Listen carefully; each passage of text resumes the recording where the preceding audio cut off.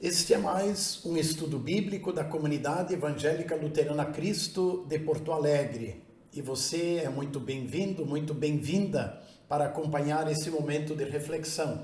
Eu sou o pastor Reinaldo Litt, que vou conduzir esse momento de estudo.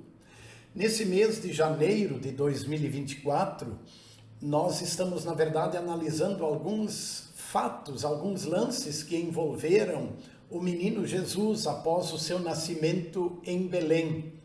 E isso até aquele momento em que, depois já com 30 anos de idade, ele é batizado por João Batista no Rio Jordão e o próprio pai o apresenta como seu filho amado, em quem ele tem prazer. E então, depois disso, Jesus inicia a sua missão terrena. A Bíblia não traz muitos relatos desse período que antecede a sua missão terrena, mas especialmente alguns fatos imediatamente após o seu nascimento são bem relevantes e nós vamos considerá-los.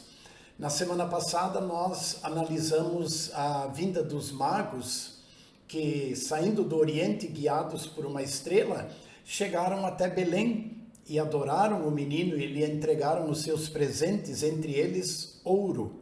Tá? Hoje nós queremos dar continuidade destacando o momento em que Deus, em sonho, aparece para José e diz: pegue Maria e o menino e fuja para o Egito, porque Herodes quer matar o menino. Então nós vamos considerar mais esse fato e nós tomamos por base o Evangelho de Mateus, capítulo 2.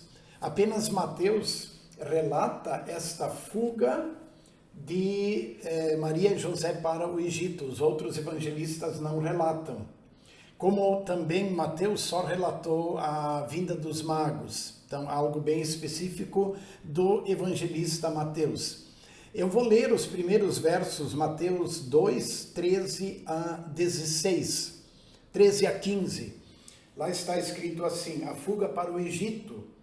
Depois que os magos foram embora, um anjo do Senhor apareceu em sonho a José e disse: levante-se, tome o menino e a sua mãe e fuja para o Egito. Fique lá, ou fique por lá, até que eu avise você, porque Herodes há de procurar o menino para matá-lo.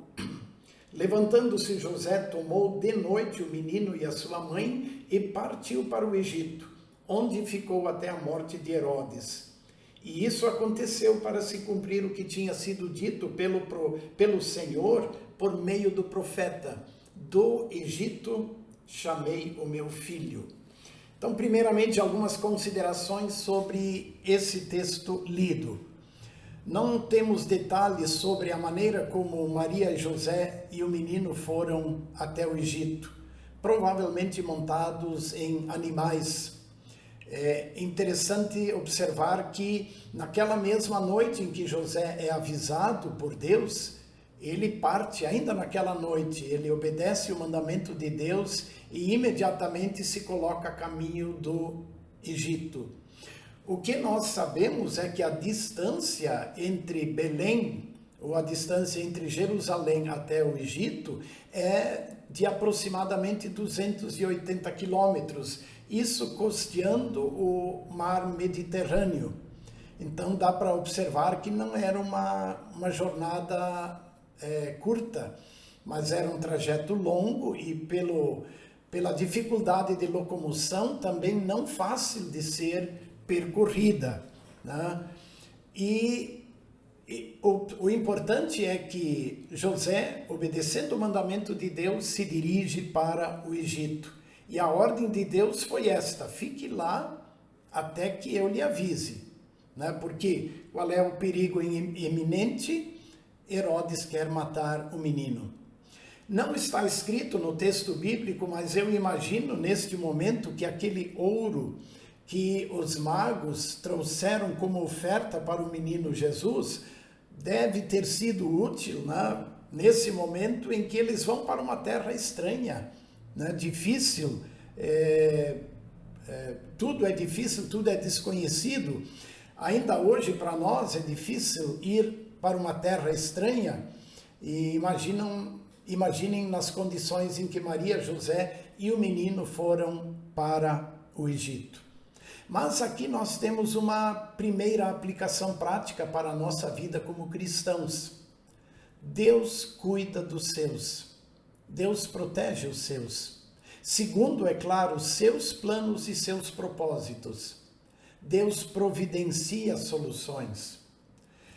Quando a gente está numa situação complicada, difícil, podemos estar certos e seguros de que Deus, em sua misericórdia, Ele tem planos para nos ajudar e nos socorrer.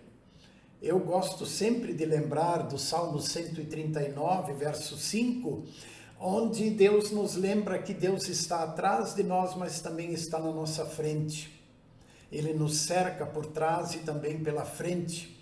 Ele cuida dos seus, ele abre soluções, ele encaminha soluções, como Deus encaminhou solução para que a vida do menino, nesse momento, fosse preservada.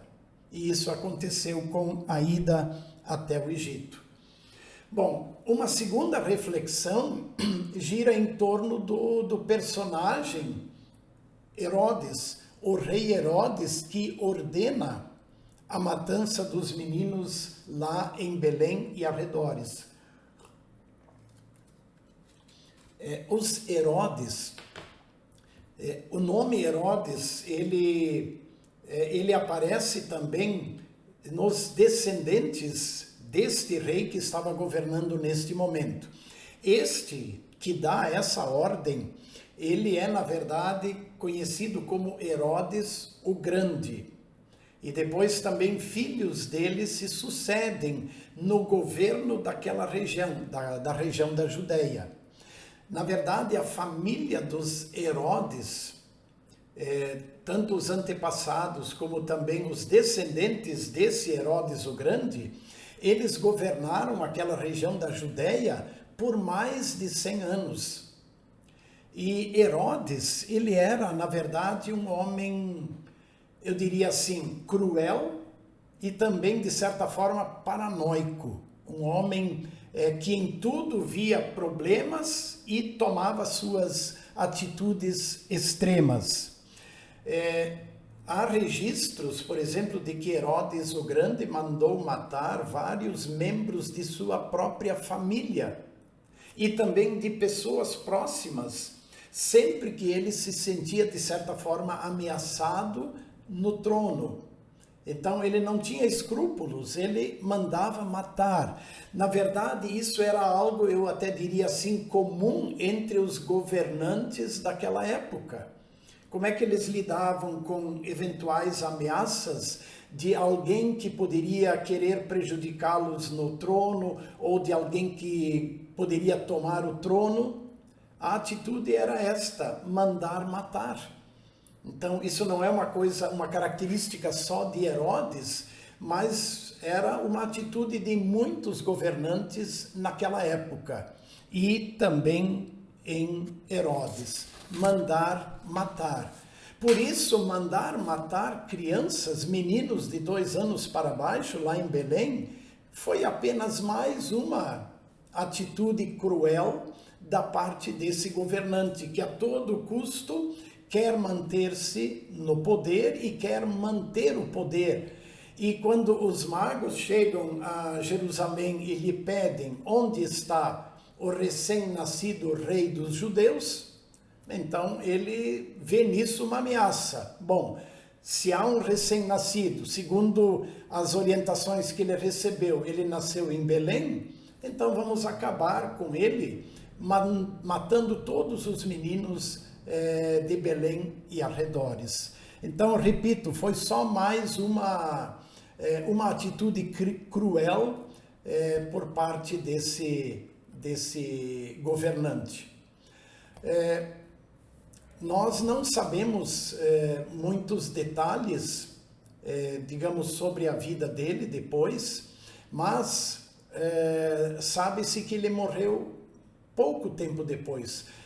Eu acredito assim, mais ou menos 1 ano depois de ele dar esta ordem da matança dos meninos, mais ou menos 1 ano e pouco depois, ele morreu. E o que eu tiro, assim como aplicação deste bloco, da fuga de Maria e José para o Egito, por causa da ameaça do rei Herodes, é o seguinte: o menino Jesus, ele experimentou aqui no mundo também o que muitas crianças experimentam e sofrem, que são perseguições por causa de conflitos, de guerras ou de interesses políticos. Eu fico pensando em milhares de crianças que morrem a todo instante em guerras e conflitos armados, ou então por balas perdidas aqui em nosso país. Então, Jesus, o menino, ele também experimenta isso. Eu até diria assim que Jesus se tornou um perseguido político, porque é uma perseguição política, porque Herodes vê num dos meninos de Belém um futuro rei. Então, a atitude dele é perseguir e matar. Então, Jesus experimenta isso. Jesus também experimenta o fato dele ser um exilado. Ele precisa deixar a sua nação, precisa deixar o seu país e morar num outro país para preservar a sua vida. Essa é a realidade humana, né? Quantas pessoas e quantas crianças estiveram e ainda estão nestas condições. E aí me lembro da palavra que Deus nos disse através do profeta Isaías, lá no capítulo 53, quando o profeta Isaías fala de Jesus como o servo sofredor que substituiu toda a humanidade. Então lá o profeta diz que ele levou sobre si as nossas dores. Claro que ele carregou a culpa do pecado em nosso lugar, mas ele também experimentou nossas dores, nossas tristezas, nossas lutas e aflições que nós enfrentamos aqui no mundo. E Jesus experimentou e viveu tudo isso também. Afinal, ele veio nos substituir. E ele é um homem de dores e ele sabe o que é sofrer desde a sua infância. Bom, vamos a um terceiro destaque que eu quero dar. Ainda dentro desse primeiro texto que eu acabei de ler antes. No final, lá do verso 14... quando José foi, vou ler novamente o 14 e 15. Levantando-se José, tomou de noite o menino, sua mãe, e partiu para o Egito, onde ficou até a morte de Herodes. Isso aconteceu para se cumprir o que tinha sido dito pelo Senhor por meio do profeta: do Egito chamei o meu filho. Esse texto, essa frase, na verdade, é uma profecia que está em Oséias, capítulo 11, verso 1. Então, é o profeta Oséias que traz esta palavra. Oséias, que também viveu por volta de 650 anos antes de Cristo. Quando Oséias fala, e ele, na verdade, fala a palavra do Senhor, ele está se referindo ao povo de Israel. E o povo de Israel é chamado de meu filho. Deus chama o povo de Israel de meu filho. E Deus chamou este povo do Egito, porque Israel era escravo na terra do Egito. Então Deus chamou este seu filho, o povo de Israel, que Deus chama de filho, porque ele se apresenta como pai deste povo. Contudo, esta expressão do Egito, chamei o meu filho, ela também se refere ao Senhor Jesus. Também se refere a Jesus, porque Jesus passa a ser o substituto de Israel, e não só o substituto de Israel, mas também o substituto de toda a humanidade. Então ele também vai para o Egito, e Deus o chama do Egito. Do Egito chamei o meu filho, porque também Jesus, o unigênito Filho de Deus, ele é o substituto de todo o povo de Deus. E ele também é chamado do Egito. E é interessante que quando Mateus relata a fuga para o Egito e a posterior volta, então ele usa esta profecia de Oséias e diz que essa profecia se refere também a Jesus, que foi chamado do menino, que foi chamado do Egito para voltar e para a grande missão que Deus havia preparado para este seu filho. E ele é chamado do Egito exatamente para assumir aquela grande missão. Já vamos tocar nela. Bom, mas também um comentário sobre a matança dos meninos de Belém. Nós não sabemos quantos meninos foram mortos. Alguns acham que a população de Belém, naquele momento, naquela ocasião, era de aproximadamente 1000 habitantes. Belém era uma vila, não era muito grande. Então, não se tem ideia quantos eram os meninos de 2 anos para baixo que viviam na vila de Belém e nos arredores, né? Porque o texto fala de Belém e de seus arredores. Mas o texto bíblico, então eu vou ler agora do verso 16 até o verso 18. Vamos considerar o texto. Vendo-se iludido pelos magos, Herodes ficou muito furioso e mandou matar todos os meninos de Belém e de todos os seus arredores, de 2 anos para baixo, conforme as informações que havia recebido dos magos a respeito do tempo em que a estrela havia aparecido. Então se cumpriu o que tinha sido dito por meio do profeta Jeremias. Ouve-se um clamor em Ramá, pranto e grande lamento. Era Raquel chorando por seus filhos e inconsolável porque eles já não existem. Herodes esperou em vão a volta dos magos. Lembram quando ele disse aos magos, vão até Belém e busquem informações a respeito desse menino, depois me informem, porque eu também quero ir adorá-lo. Só que advertidos por Deus, os magos não retornam para Jerusalém. Por outro caminho, eles voltam para o Oriente. E então, sentindo-se iludido, esse paranoico Herodes, toma a atitude, decreta morte de todos os meninos de 2 anos para baixo. O cálculo é feito considerando a informação que os magos trouxeram. Porque lembram, quando os magos estão diante de Herodes, o rei pergunta, quando é que a estrela apareceu? Quanto tempo faz que a estrela apareceu? Então, quando eles anunciam e revelam isso, Herodes calcula, olha, ele deve ter menos de 2 anos. Então, para garantir de 2 anos para baixo, a morte de todos os meninos. Eu diria que esses meninos, eles podem ser considerados como os primeiros mártires do Novo Testamento.